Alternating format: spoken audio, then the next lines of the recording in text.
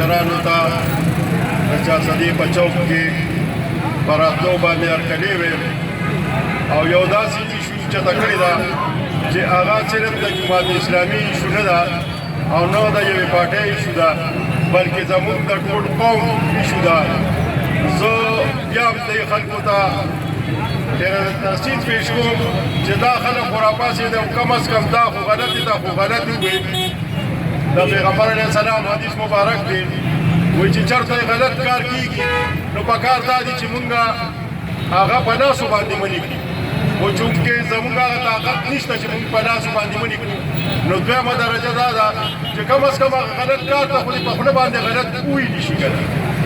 نو زه دا وایم چې دوی خو په هغه دویمه درجه کې خو بیا هم رانهله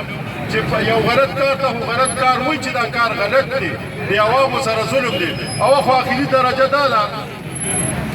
چې په زړه کې دې ورته کم از کم وایي چې زموږ په دې قوم سره کوم کار کېږي دا ناجایزه کېږي او چې دغه هم څوک نه وایي نو که دې ځان ته مسلمان وایي نو کم از کم د پیغمبر علیه السلام د حدیث مبارک نه بهر کېږي. لہذا موږ ټول مسلمانانو ته پکار دی که په خوله نه شو ویلی چې په زړه کې ورته بد ووایو چې دا کم خنزیر راغلی دی او په موږ باندې مسلط شوي دی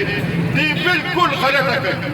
دې د اسلام سره ټوغې کوي ده ته د یو شي پته نه وي او د هغې په منځ کې راځي دی میا پسې لګیا دی دی مولا پسې لګیا دی دغه هر څه خو پرېږده په هغه کې خو د مسلمانۍ اړ هېڅ هم نشته خو کم از کم یو انسان په حیثیت باندې د ملک والا منډیټ ورکړي دي یا هسې خلکو راوستي دي په هره طریقه چې راغلي دي کم از کم د عوامو د دا خیال وساتي کم چې ده دا کم منتخب نمایندګان دي او هغوی باندې دا بجټ کوم څه کال پیش کړ په دې بجټ کې تاسو وکتل چې څه شي پکې عوام له پکې څه ریلیف ورکړ او همدغه اواز کوي دا لس میاشتې وشي چې تاسو لږ صبر وکړئ تاسو لږ صبر وکړئ او دا خبرې به یې کولې تاسو ټولې دنیا ته به درا چې زه به د چا نه قرض نه اخلم زه به د چا نه دا نه اخلم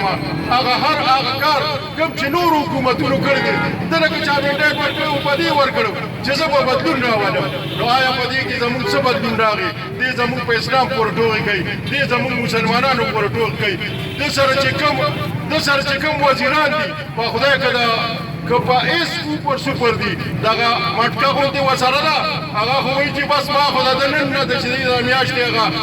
وکته او میاشت به په پلان کې راخېږي او ستاسو به په دولسمي او مولایانو صاحبانو پسې دا خبرې کوي چې دا خو د دوی کار نه دی حکومت کول ولې هغه پیغمبر علیه السلام مولا نه هغه د مولایانو په مسله نه وړه دا خو د هغې خلک دي میا مولا دي کې هیڅ چاته دا دغه نشته چې حکومت به صرف د اخري خلک کوي او دا کم چې استادان دي مولیان دي به حکومت نه کوي ټوله په غلطه باندې روان دي. موږ د جماعت اسلامي ملګرو ته وایو چې موږ تاسو سره انشاءالله څنګه چې تاسو وایه نه موږ دا بجټ منلی دي او نه تاجران مني او زموږ نه د صوبې او نه د پاکستان کوم تاجران مشران چې دي موږ دا بالکل مسرت کړي او موږ دا بالکل نه منو. موږ به تاسو سره انشاءالله کوم هره پارټي هر مسلمان کوم سړی چې راپاڅي او د ګرانۍ او د غریب خبره کوي موږ تاجران به ورسره انشاءالله څنګ په څنګ ولاړ یو